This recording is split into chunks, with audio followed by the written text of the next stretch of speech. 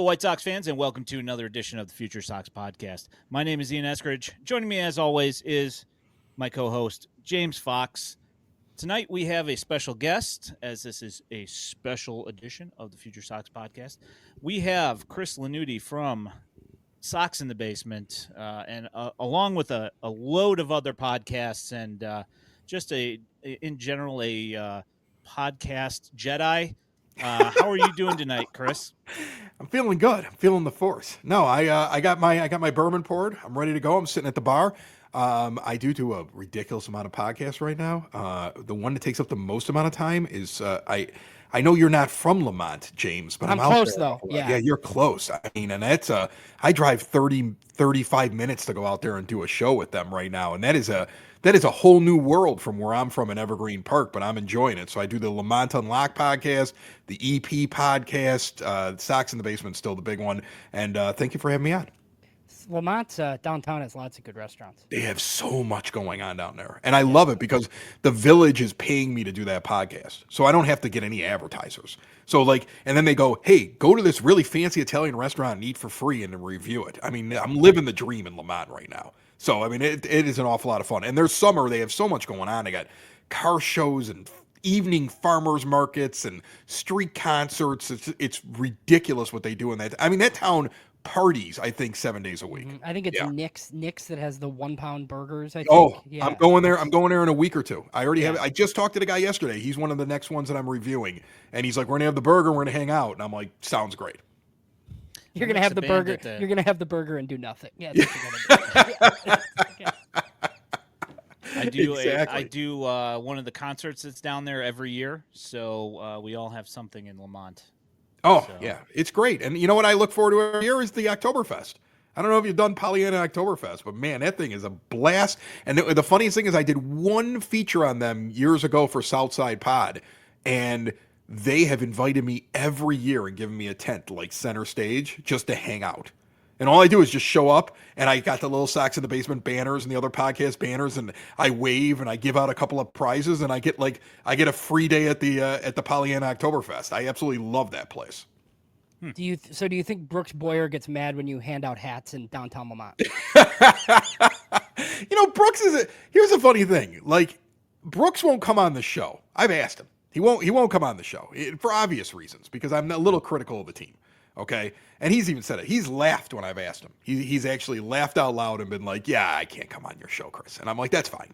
But he seems like we've had conversations, me and him, in the past. It's been a little while. We've had conversations. I think he understands what I'm doing. I understand what he's doing. There's no bad blood there or anything else like that. But I get it. If you're going to sit around and talk about how Jerry Reinsdorf's cheap and he's a poor owner, I don't even say he's unlucky. I think he's a bad baseball owner. He's just bad at running a baseball team. He just had to go through this ridiculous setup to sell his team where he's pigeonholed himself into one guy. And yes, it's basically just setting up the end of your life, right? If I die at any point during this, we know who's taking the team. We know who's getting the money. This is an estate plan, but it also got new money into the team because he didn't have enough money. He needed more money to operate the team. How do you own a team for 40 years and you're broke? So you can't argue that he's a poor owner. They don't like that I say that. Well, he's great to work for. So that's That's the thing.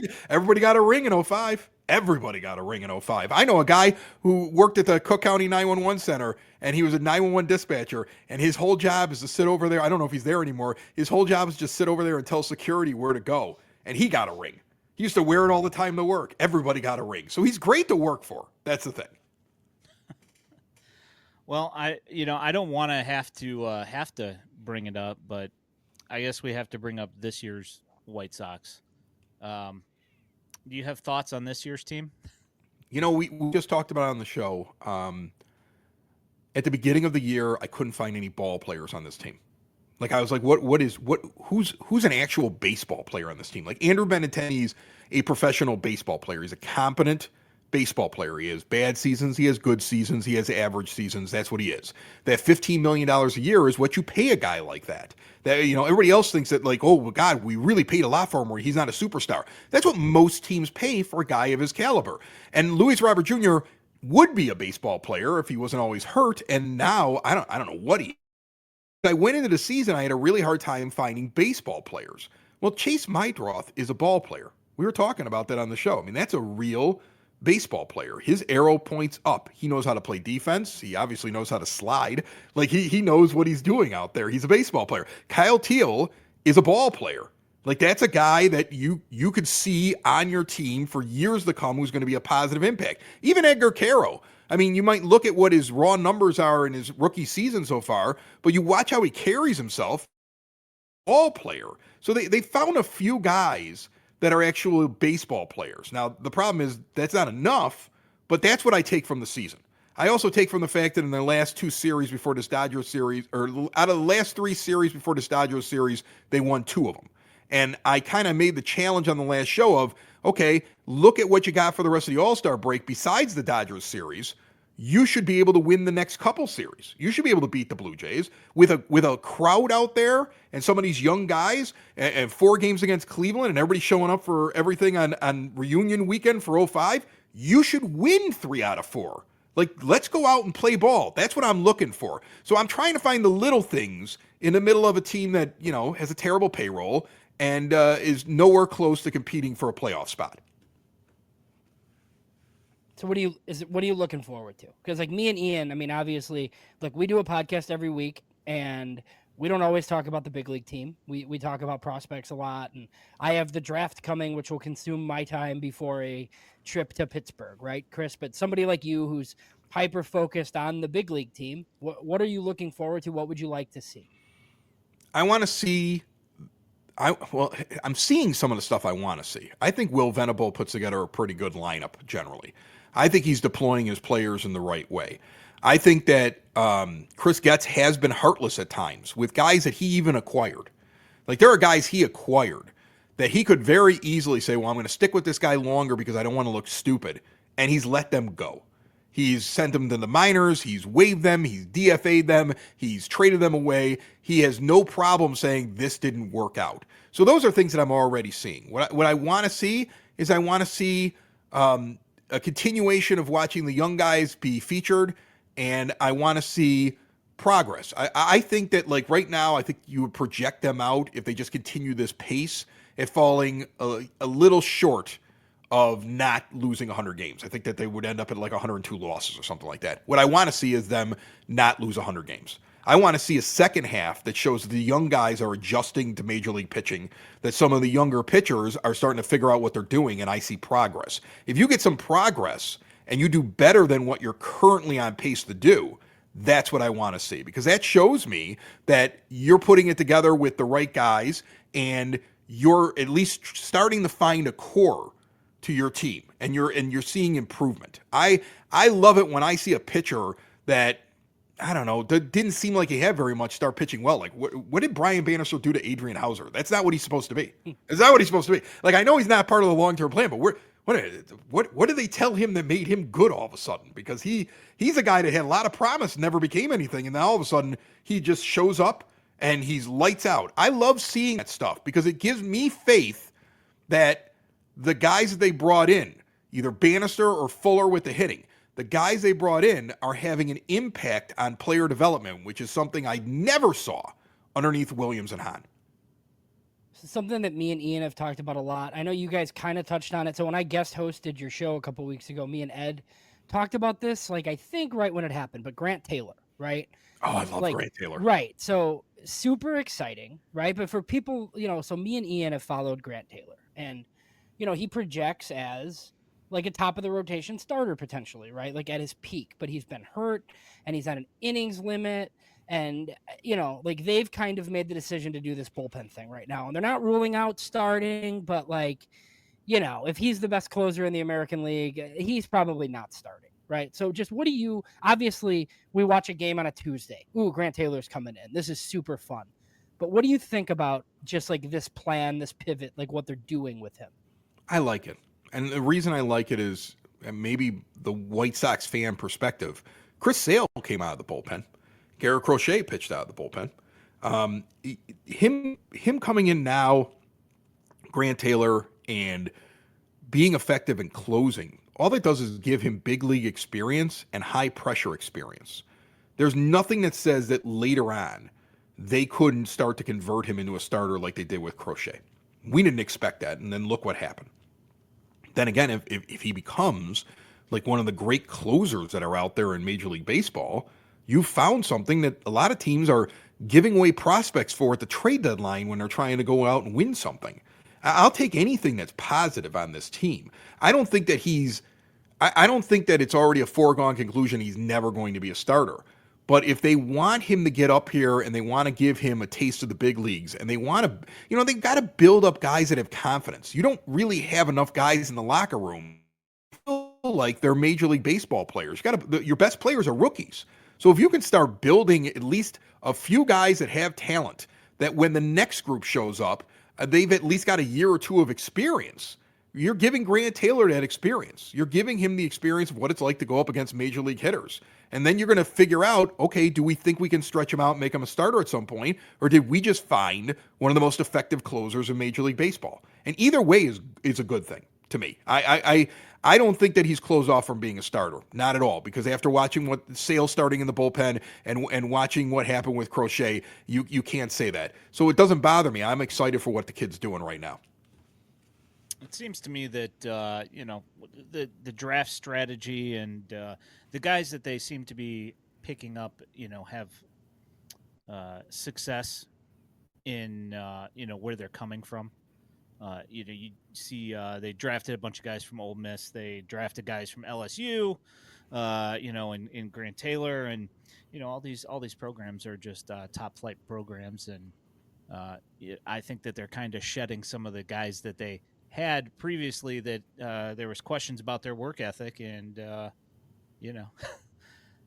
was obviously a problem. So I think that that goes a long way with the changing of the culture in the White Sox clubhouse, which has been a problem for several years. I mean, it seems like they have an idea of the type of player that they want, right? I mean, they want guys. First of all, at the plate, they want guys to get on base. Like that's. If you're swinging at bad pitches, if you're striking out 3 times every time that you walk, you don't last very long on this team. And they seem to want guys that have just a little bit of attitude and are baseball smart. I mean, Chase Beidroth's a smart player. You can't watch what he did with that silly slide. I mean, I know it's just one slide, but like the other day when he does that thing and he comes in and he comes up short and he knows exactly what he's doing because he's dead to rights on the stolen base, and he gets the second, and then he immediately laughs at the umpire and points. Like, that's a guy who has the confidence out on the field to know not only am I going to do this to another player at a major league level, but then I'm going to immediately laugh at the umpire because I know I'm right. Like, we need guys like that because we haven't seen a lot of that on this team. And, you could say, oh, that's everywhere. No, it's not. There's an awful lot of rookies, and we've seen a lot of them, guys that come up here, and it's just too big for them when they make it to the major leagues. And the latest group they brought in, especially this group that they've gotten from Boston, I mean, so far with Meidroth and Teal, these guys are not afraid to go out there and play Major League Baseball. And that's great to see from the young guys who are going to be around for a while. So, one more thing before we get into the 2005 stuff. So, I heard you talk about it a little bit, but you went on vacation, Chris, God forbid. And then they traded Andrew Vaughn on you while you were I was in Germany. While you were on vacation. And I know you feel, this is one thing that our shows have in common. Yeah. Me and Ian didn't understand, even tendering Andrew Vaughn for that amount of money. You railed against the same thing. Look, I don't know what Aaron Savali is at this point, like whether he's just going to soak up innings and help you, not drain your young pitching, or whether you can get something for him, whatever. How surprised were you that they got anything by using Andrew Vaughn as the trade return? Well, first of all, I was in Germany when the trade happened. Ed texted me. I was asleep because of the time change. And the next night I was in some bar telling the two German bartender, the two Fräuleins behind the bar, all about who Andrew Vaughn was and why this was a great move. And they were asking me, does everybody in America carry a gun and just shoot each other when they're angry? That was how the conversations were going. But that's how all the foreigners think we are. I went to Australia, got asked the same question. Do you have a gun? Like they just think it's the Wild West over here.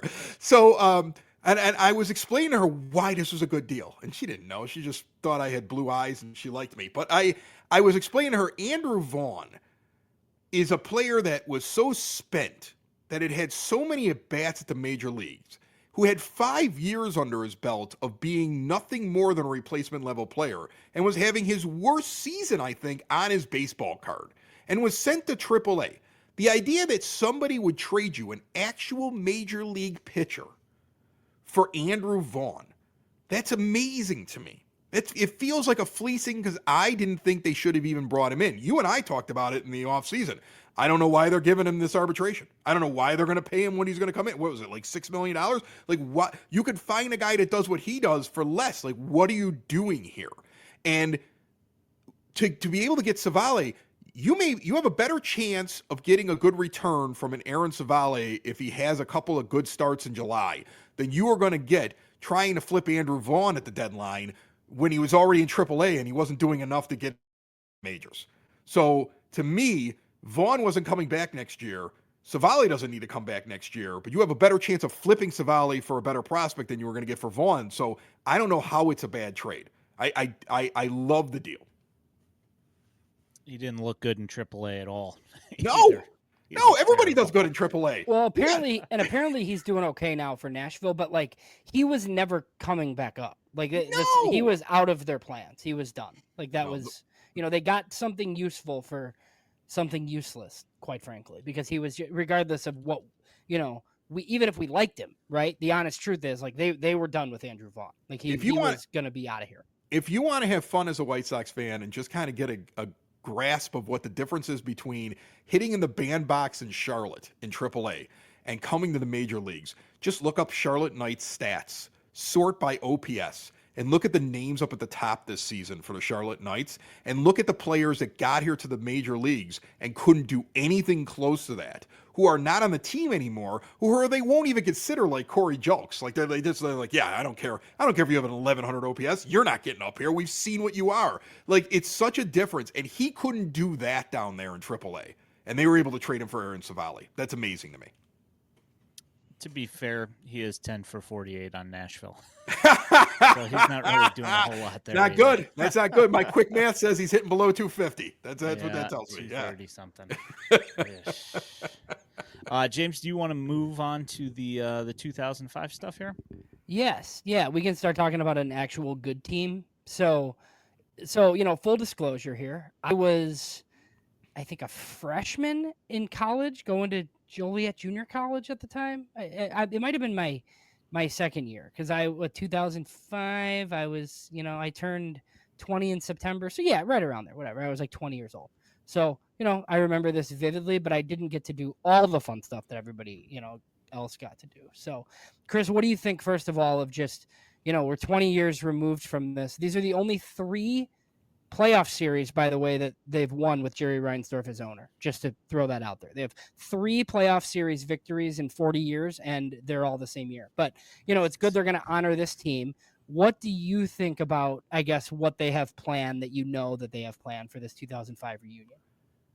Well, first of all, you got to honor this team because it's the only good thing that there is in the entire Jerry Reinsdorf tenure.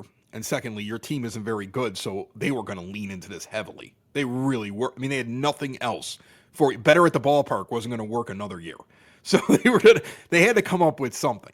I saw the list of the guys that are showing up, and it's amazing how many guys are coming back, and that's great. I also saw that thing where you can get the $125 and you go to the patio party and you get to hang out and get autographs with players. And we talked about it on the show, and I was like, oh, this looks awesome. There's 8 guys there, until I click through and realize you have to pick 2. And I was like, well, that kind of stinks. Like, why can't we just meet everybody that's out there? Why can't we? I don't know. I think they try to do the best they can. I'm not going to pick on the promotions department. They got to work with what's given to them. But I do like the fact they're honoring them. I do know that this is going to be a big weekend. I have spoken to many people who have not gone to a game this year or maybe gone to one game who are planning to go to multiple games over this weekend. This place is going to be packed and people are excited about it. It is the best memory of White Sox fandom for anybody that got to experience it. And what you mentioned with the idea that they've not won any other series under Jerry Reinsdorf, I always try to tell people, like, when they won Game 3 against Boston, in the ALDS. That was shocking to me. Like, you were celebrating in the streets after that because they won that. Did we lose Ian? There he is. I'm good. You were celebrating in the streets. Like, that was the thing. You were so happy they won that series because they had not won a series since 1917 when they beat Boston. And then, I remember, a story that I want to tell real quick, because I know I don't think I've told this very much, and I don't know if you've heard it, James, because we were talking about stuff that I've said before on the show. When they went to go up against the Angels in the next round, I went to game 1 of that series, and they lost. And game 2, they win. And now you get to the series against the Angels, and they were always bad on the West Coast. And I used to travel from Evanston all the way south. I was doing marketing for some startup company. And I come back on the train, and I'm standing in Beverly at 103rd and Wood. And I'm waiting for the train to pull away because I have to wait for it to go by. And as I'm standing there, this old man standing next to me, and he goes, and I'm wearing a White Sox hat, and he goes, "What do you think they're going to do this weekend?" Because remember, that was a 3-game series that was over the weekend. And I was like, I don't know. I hope we just get one. I just want to get back home. Like, we do so bad on the road. And this old guy looks at me, and he goes, "We're going to win all 3 of them." And I'm looking at the train listening to him, and the train passes. I'm going to say something to him, and he's gone. Like, I can't find him. I just had this conversation, and he's gone. And I'm like looking around, like, where'd this guy go? Did he end up under the train? Like, I'm looking on the train, like, where'd he go? He was just talking to me.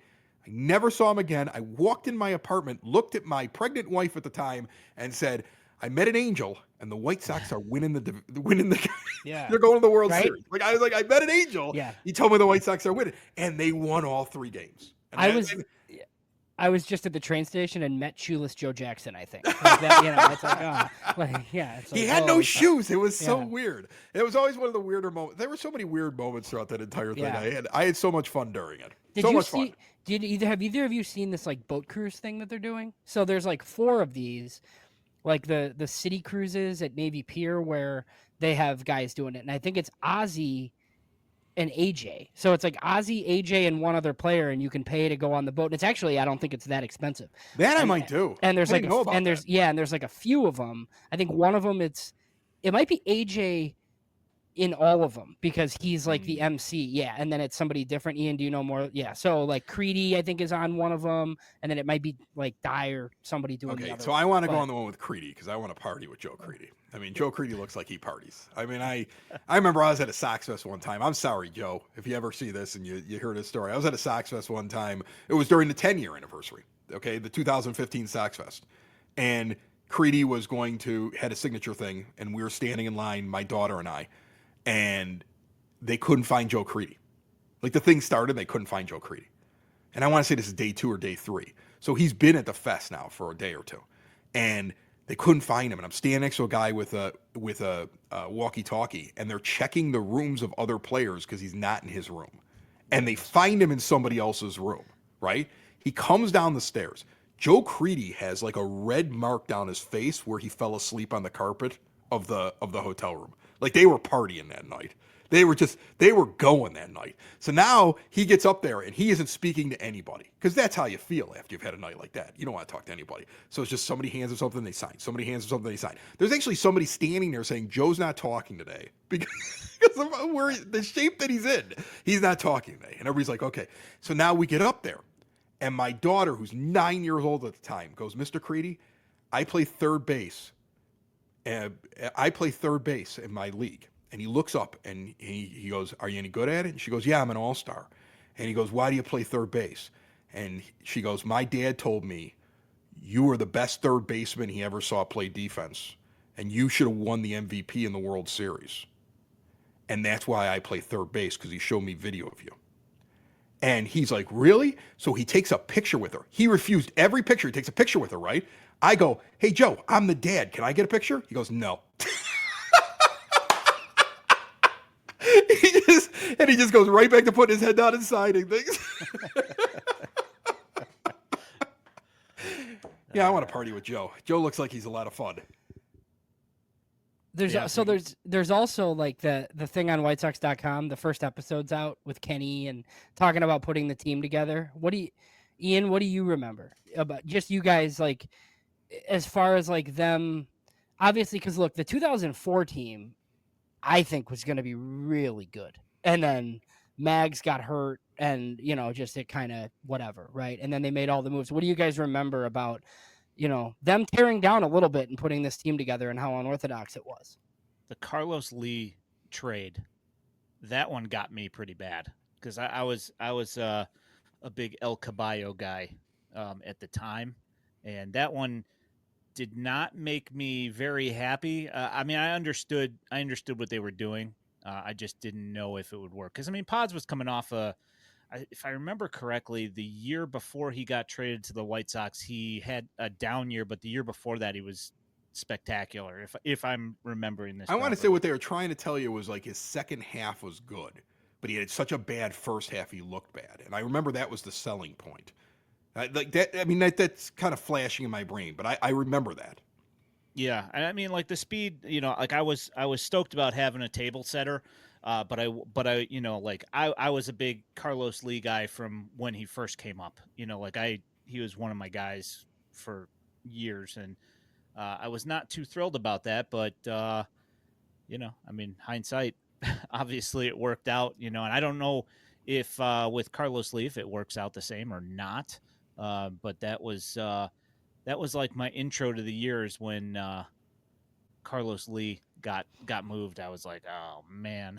Well, I remember them losing Maglio and just being, like, and that was I've been railing on Jerry Reinsdorf since, but like I was just out of high school. Like I wasn't like, oh my God, they never pay any, if I was doing this then, like, oh my God, like it would have been, what do you mean you let Maglio Ordonez go, right? And it worked because you got Jermaine Dye instead. But yeah, like that's a huge makeover, Chris.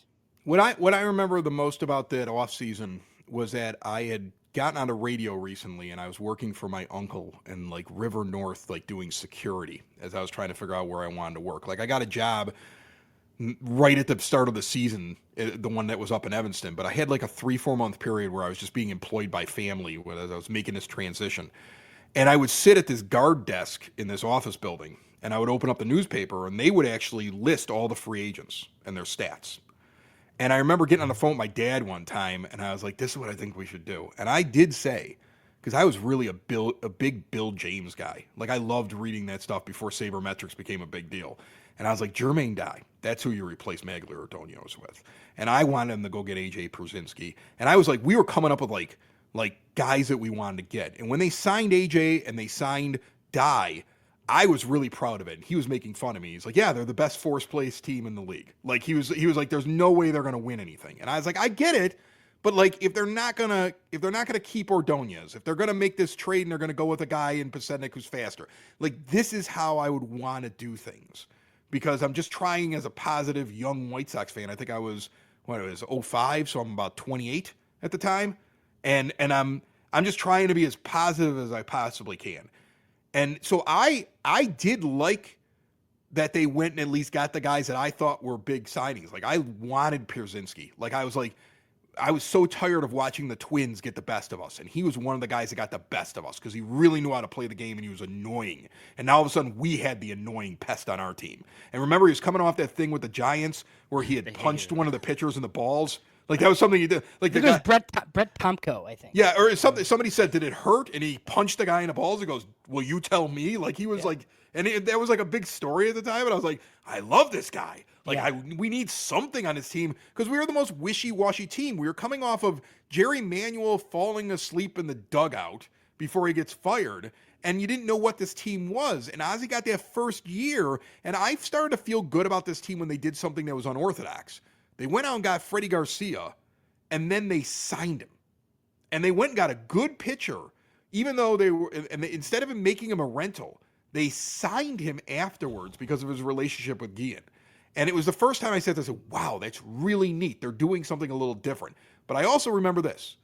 I do remember that Tadahito Iguchi was not on that team. I do remember Kenny Williams getting skewered at Sox Fest because he was planning on making Willie Harris second baseman.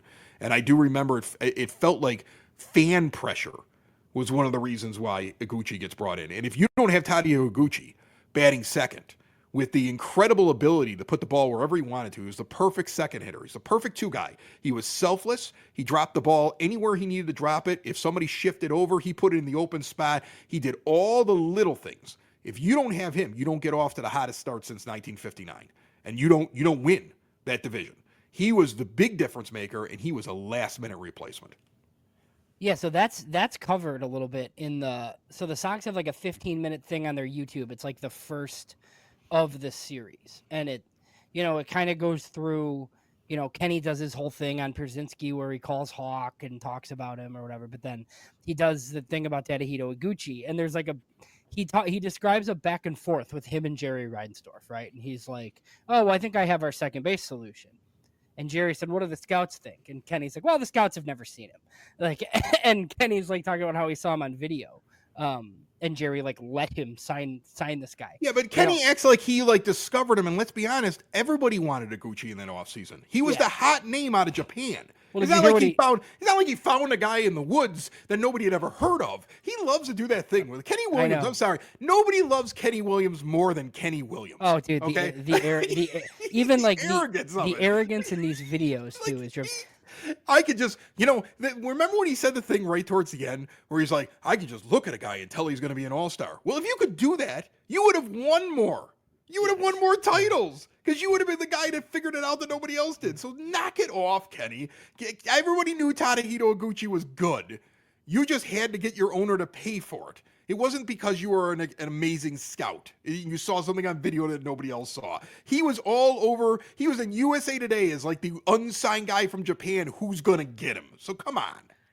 Ian, so Iguchi said did you watch the video or no? So Iguchi said So Iguchi said that the reason he chose the White Sox is because they had the coolest uniforms. Yeah, that I did see. If you go to that part of the world, that like I've been over there, and like the White Sox logo, you'll see people wearing hats. And on the other side of the Pacific, you'll see it in Japan, you'll see it in Australia. You'll see them they don't even know who that is.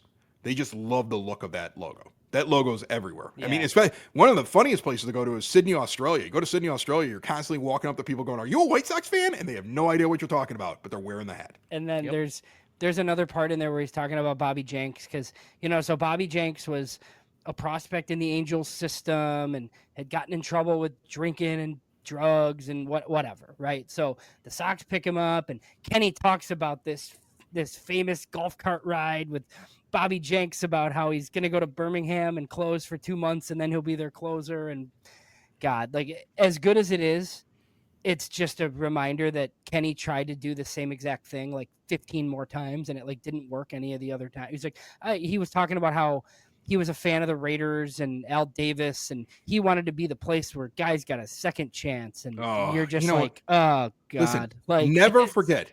I know exactly where I was listening on the radio, driving up Kedzie Avenue at about 91st Street. And I'm listening to a radio report that the White Sox have acquired Ken Griffey Jr. Okay? And then Ken Griffey Jr. refused the trade. And Kenny Williams was trading Aaron Rowan away. And this is before the Don't Stop Believin' thing. Now, you went 11-1 through the postseason, and this guy almost screwed it up. I mean, I don't know. You could say, well, he was bringing in Ken Griffey Jr. Well, he was, but he was going to definitely change the chemistry in that locker room for a team that went on to go 11-1 through the postseason and win a World Series. There were a few moments there where Kenny Williams' dumb luck got him to a World Series championship. I will give him all the credit in the world. He was the GM of it. But when he gets up there and acts like everything was what he planned, no, it was not. There was luck. There was the bounce of the ball. I mean, he lost Frank Thomas in the beginning of the season. If you look at it, John Garland has his greatest season ever. Jose Contreras has his greatest season ever. I mean, most of these guys have the greatest season they have on their baseball card in 05. And that's what Kenny Williams used to do, right? As long as there's no injuries and everybody performs at the high end of their expectations, we're going to win. And it just happened one time, and it gave us a World Series. It probably doesn't change anything with 05, but there's a really good Red Sox documentary. Ian, you and I talked about this on Netflix, and it's like about the year Theo took over and they won the title in 2004. And Kenny had the deal done to trade Mags and Brandon McCarthy for Nomar Garciaparra at that trade deadline the year before in 2004 because he knew that Mags wasn't coming back. I don't know that changes anything though, because you're probably It not might. signing Garciaparra, right? So Well, like it I don't doesn't. know. Well, that's the thing. Like, imagine Garcia Parra was a good hitter, but he didn't play the defense that Juan Uribe played. And Juan Uribe's defense was the deciding factor in so many big moments there in that playoff run.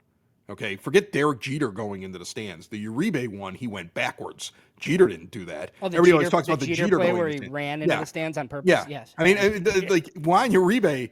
I mean, even the last out, that's a slow chop over the head of Jenks. I thought there was no way. What a cannon from short to make that play. He had to perfectly field that ball.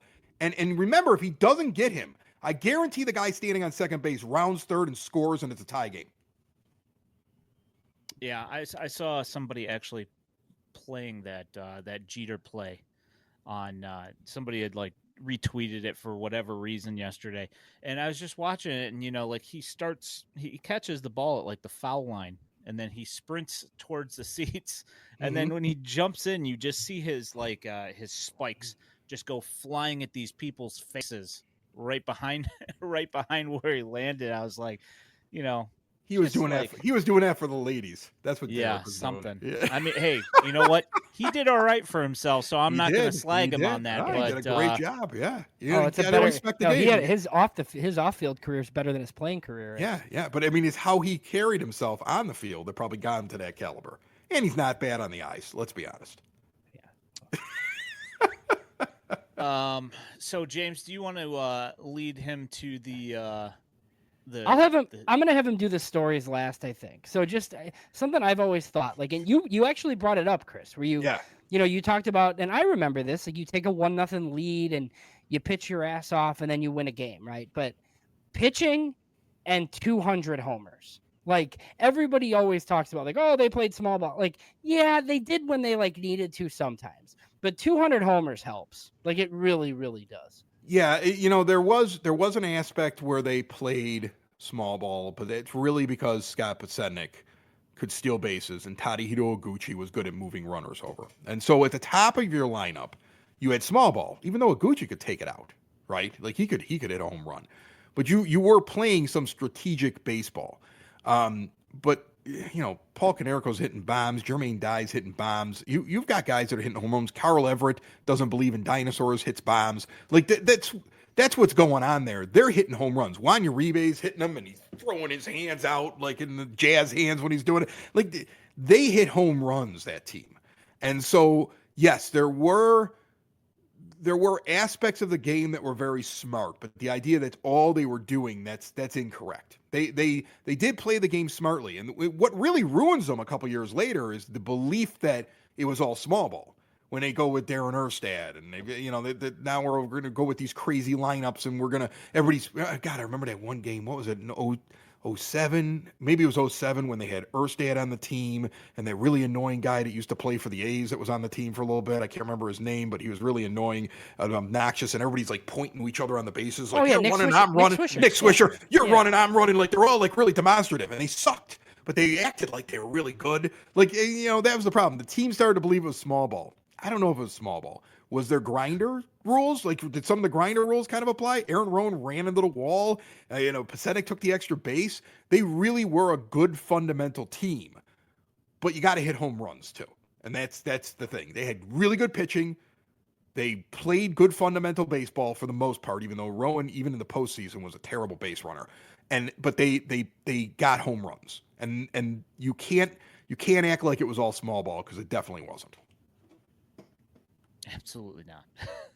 I mean, having the best pitching staff, it was so hitting good. home runs. They were that pitching staff was so good. El Duque was the 5th starter. Like, I mean, think about that. And he was really a good pitcher. Like, I was not afraid when he came walking in against Boston. Like, I actually felt like we had a chance because he was so good at the time. Like, if anything was going to beat Boston, it was going to be a former Yankee that owned Boston. Like, they had, like, just those little X factors. I mean, that's why 06 didn't work out. 06 doesn't work out because you get rid of guys like that. I remember Carl Everett saying it, like, you're getting rid of the little guys. You're getting rid of the guys that make the little differences in your team. And that's what they were doing. They were like, okay, well, what we're going to do is we're going to get rid of Aaron Rowan. We're going to bring in Jim Thome. Okay, well, you got rid of the guy that'll kill himself in the outfield. Okay, we're going to get rid of El Duque. We're going to bring in Javier Vasquez. All right, you got rid of the guy that knew that the Yankees were a cocky team, read them, and were able to get out of that situation. Look how close you got to getting back to the postseason. Just a couple of games difference. And it's just changing the personality and tinkering too much. If Kenny Williams wants to take credit for 05, he also has to be asked, why did you screw up something that could have lasted for years in 06 and beyond? Well, the pitching just died. I mean, they won 90 games in 06 and didn't make the remember that team at the All-Star break? How good we all felt? Oh, my man. God, they got 7 All-Stars with Ozzie managing. Like, you got Jim Thome hitting bombs. Like, it was crazy, like just crazy. Do you find it funny that most there's like a section of White Sox fans that think he was on the World Series team? Have you ever noticed that? There are people who actually will say that. I get that on my show. Thome? Well, Thome won us a World Series. I'm like, he wasn't on the team. It's God. It's a weird like Mandela effect thing where like people think he was on the team. Dude, but he wasn't. you guys know, I grew up in the 90s, obviously. Like, that was tough for me, man. Like, he's a Cleveland Indian. Like, and he works for the White Sox now. He's good. Jim Thome from Peoria. I'm like, that dude is a Cleveland Indian. He's a Cleveland Indian. That's exactly what he was. I will always look at him that way. I mean, look, it was fun to watch him break like records, right? Hit that 500th home run, but I would have rather watched Frank Thomas do it in a White Sox uniform. It is nothing against Jim Thome, but I mean, there's a Frank Thomas picture on my wall down here in the bar. There's not a Jim Thome one, okay? Because Frank Thomas is my guy. Yeah. I mean, Jim Thome's such a solid guy, and I wish he was a great worse guy. I really do. He's a great guy. It's nothing against him, but I mean, like, yeah, I would have rather have seen them stick with Frank Thomas because guess what? He was pretty effective for the next couple of years. Kenny moved on from him a little too quickly. Yeah, if Jim Thome was Albert Bell, nobody would think about him the same way that they do now. No, not at all. That personality. That's a great comparison. I love that. Is there anything else you want to get to here, James? He wants my story. That's what I do. wants. Yeah. Is there? Do you think there's anything else we need to? I mean, look, this was awesome. I don't know if they're ever going to get back there, so this team deserves to be celebrated. I know.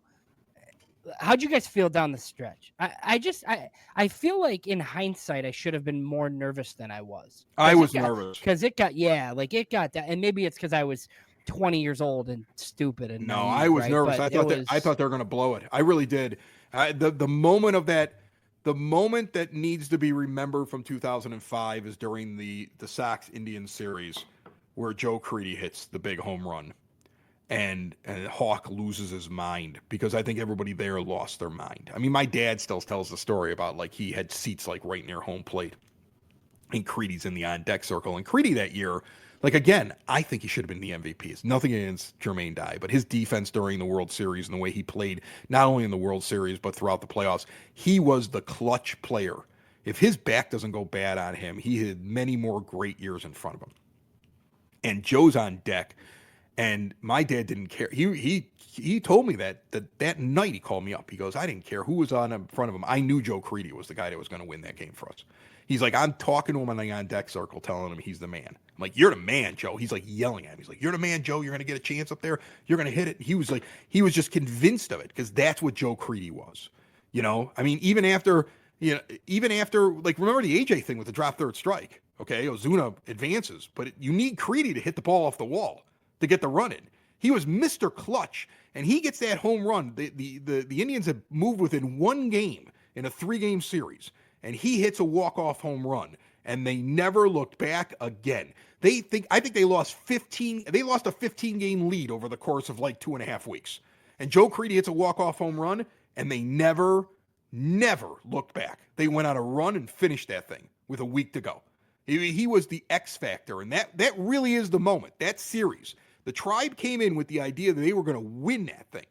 And not only did the Sox beat him in that series behind Crede, but they beat him so badly, they went on such a run that by the time they got to the last series of the year, which was against Cleveland, it was already over. That was what was amazing about it. Yeah, that 15-game lead that got like whittled down to one game. And Ozzie was in the paper, and the quote was like, "We stink." Yeah, we stinks. We stinks. Yeah. We stinks. Yeah.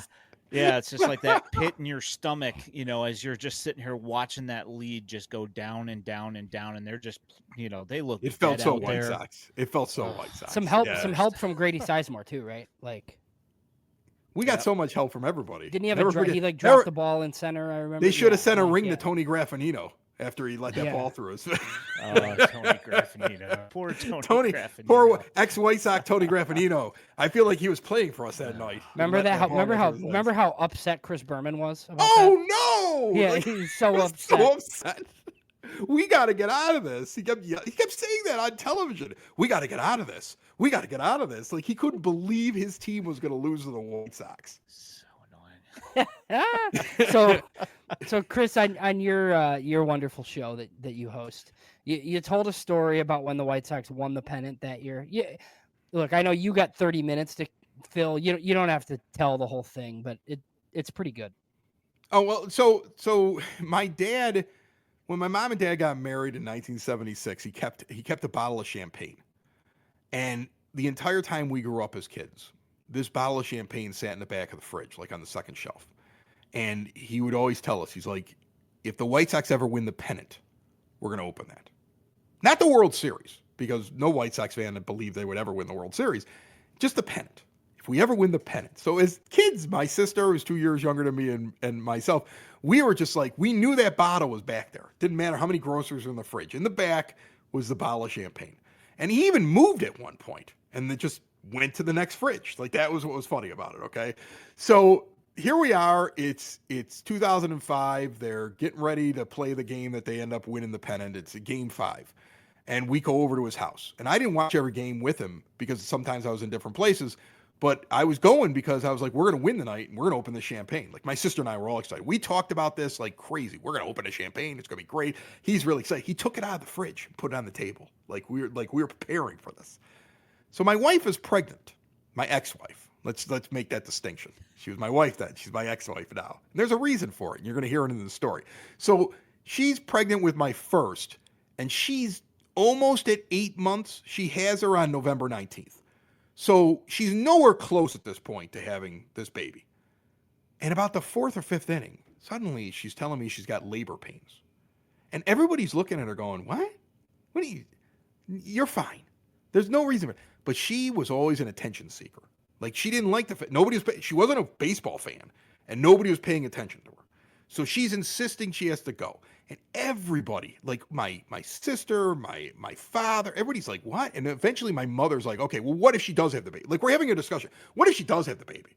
Then we're all going to look like jerks. Just take her to the hospital. And I'm so disgusted. I get in the car. I'm in Mount Green when I'm driving to Christ Hospital in Oak Lawn. And I don't think I stop at any red lights. I just blow them because nobody's in the streets at that point because they're all watching the game and I want to get to a TV. So I'm like, you know what? We're an ambulance. I'm just driving along with my blinkers on. I'm just blowing lights. So I get there and I drop her off at the ER and I'm like, go on inside. Like she's pregnant saying she has labor pains. I just dropped her. Like I was like, get out of the car, go inside, start registering because I got to see this game. And I go park the car and I come walking in. I walk in, she's in a wheelchair and they're getting ready to bring her up to the maternity ward. And I hear her say like, we got to find a room with a TV or this baby's going to grow up without a father because he's going to leave me. So now we go up. And as we get up to the top of the elevator and we come off on the maternity ward, there's a waiting room with a TV. And this is the moment where A.J. Pierzynski goes up the line and knocks the ball out of their relief pitcher's hands. And I just leave her in the hallway. Like I'm supposed to be the one that pushes her. I just let go. And I run into the room and I'm talking with these guys. I'm like, okay, what happened? They're showing the replay. I'm like, that's totally legal. Like we're all like, it's a great play. And so now all of a sudden I go back. The nurses look at me like I'm a piece of garbage. But I'm like, she's not having this baby. Like she hasn't had a labor pain since we got there. So this is clearly bull. She just needed somebody to pay attention to her.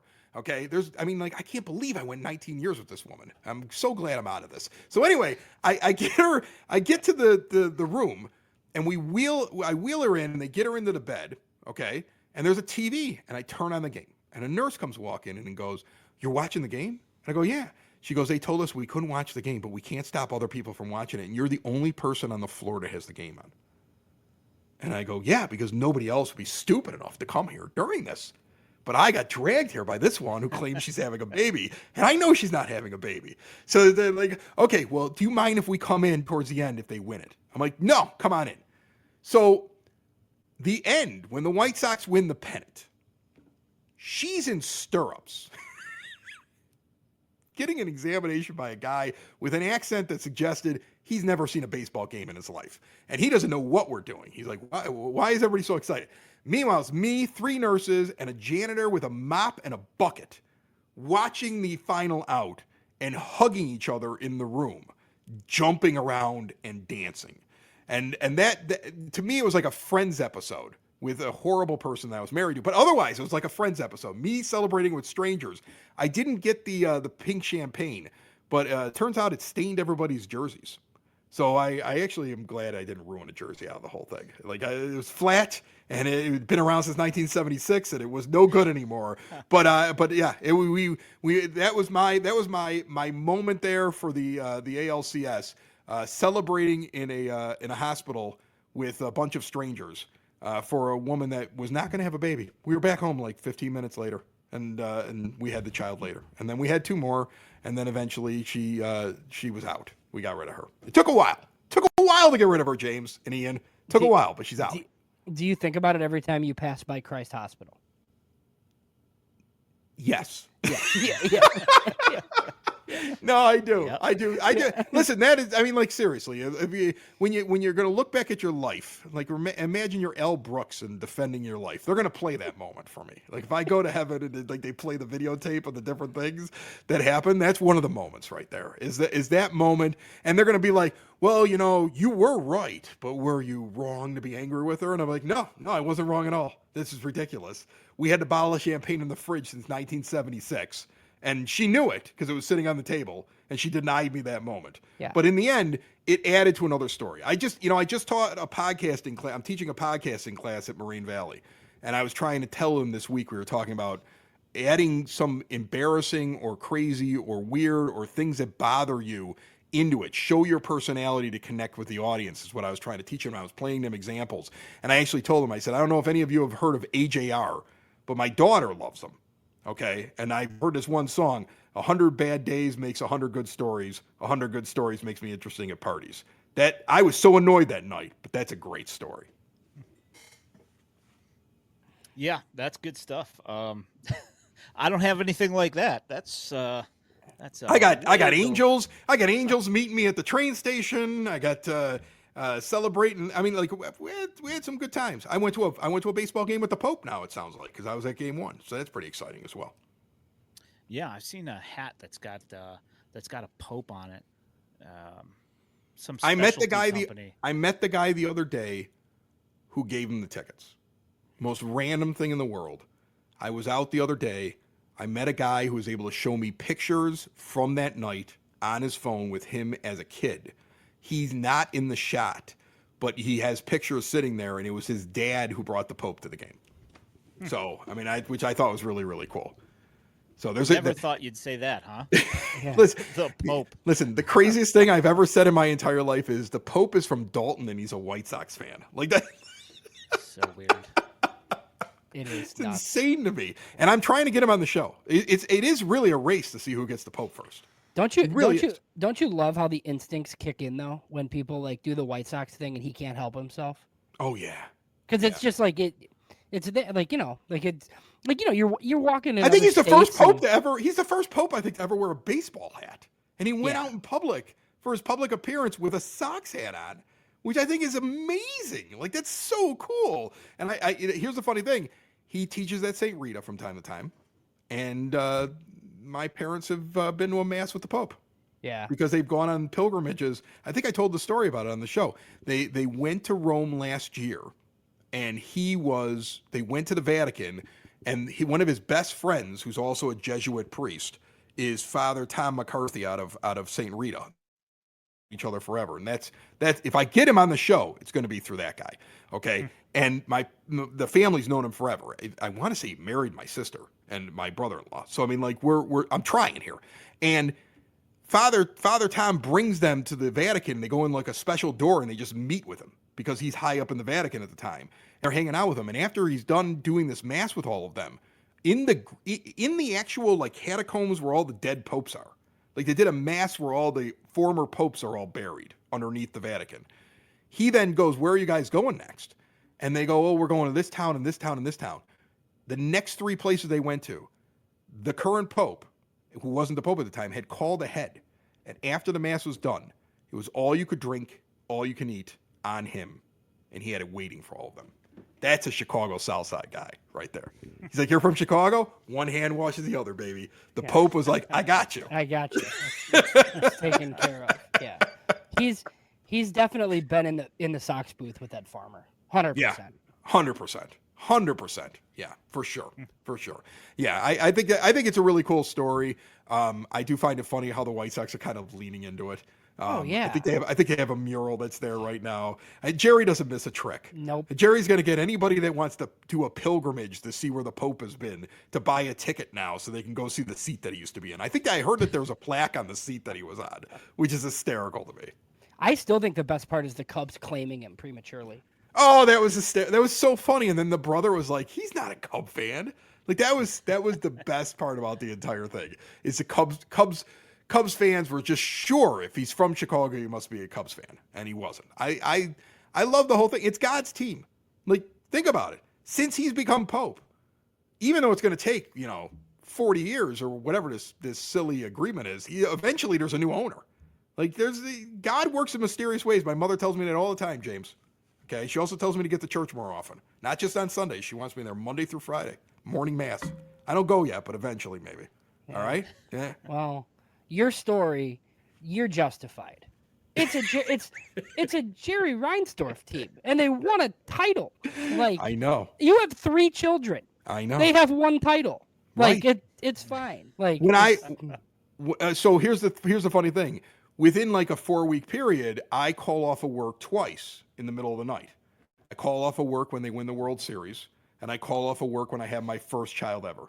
And my boss told me, he goes, you were crying when they won the World Series. You were like, you just gave a regular message when you had your first kid. You're like, they won the World Series. Oh my gosh, I won't be able to work tomorrow. And when it was my daughter, it was like, hey, we had the baby. I'm going to take a couple days off and be into work. Bye. Completely different reaction. But she's in here. There's actually, I can't show it. I can't move the camera. But there's a picture back here of her as an infant. And I just took this hat, put it right over her head. So, but I always tell them now that she's 19 years old. She's never seen a world championship. That's a shame. She hasn't seen a playoff win. She hasn't seen a playoff series victory yet. The greatest moment of her lifetime in White Sox history is either winning game 163 or Leary Garcia's home run. It's one or the other, and that's sad. That was fun that night, though. I remember that was Ian. So that night, me and Chris met at it was me and my wife, and we went over and we talked to Chris over at where are we at the Cork, I think, pregame. And me and Cork Chris, Gary at the Park, proud sponsor of Sox in the Basement. Yeah. And me and Chris were complaining that Leary Garcia was playing that night. Here's the thing, though. And then he hits the Fair 3-run, enough. and then he hits the 3-run bomb, and I think they still win the game if he's not in the lineup. Yeah, like that's the thing. Like, I mean, when he hit the home run, my sister was laughing. Like, even Leary Garcia can hit a home run off of these guys. Like, she actually convinced. We had 3 nuns sitting in our section in the 300 level where we had tickets in nun habits, and my sister convinced them to start doing the FL Tuve thing, and we had 3 nuns chanting it with the rest of the crowd, which I felt was, I mean, we might go to hell for that. But now we got the Pope, so maybe it'll be excused. Yeah, I wonder if they knew each other. It's entirely possible. Well, it's about time here. I remember when James was like, this is going to be a 40-minute show. Is it hour?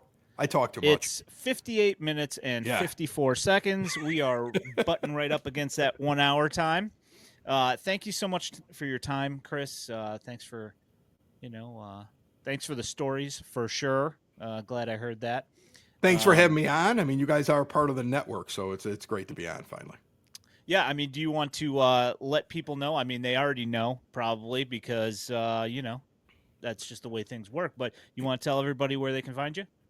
Sox in the Basement is found anywhere podcasts can be found, and always at soxinthebasement.com. And lately, I would say 90% of the time there's video on YouTube. But when I have a busy day, I just don't do it because I'm a radio guy, and I don't understand this video thing, and I don't know why you need to see me talk. Just listen to it. I like to paint the picture. You know what my goal in life is to just be like a single A play-by-play guy, like when I'm 60 years old. Like that's all I want to do. I just want to be in some like tiny little town and just paint a picture of what's going on to the 12 people that are listening in like, you know, some tiny little town in the middle of America. I would absolutely love that. But Sox in the Basement's there, and all the other podcasts, you can link up with them through broadcastbasement.com. Awesome. All right. Thank you so much, Chris. My name is Ian Eskridge. He is James Fox. Thanks for hanging out and listening to the Future Sox podcast, and we will catch up with you guys next time. Thank you. Have a good night.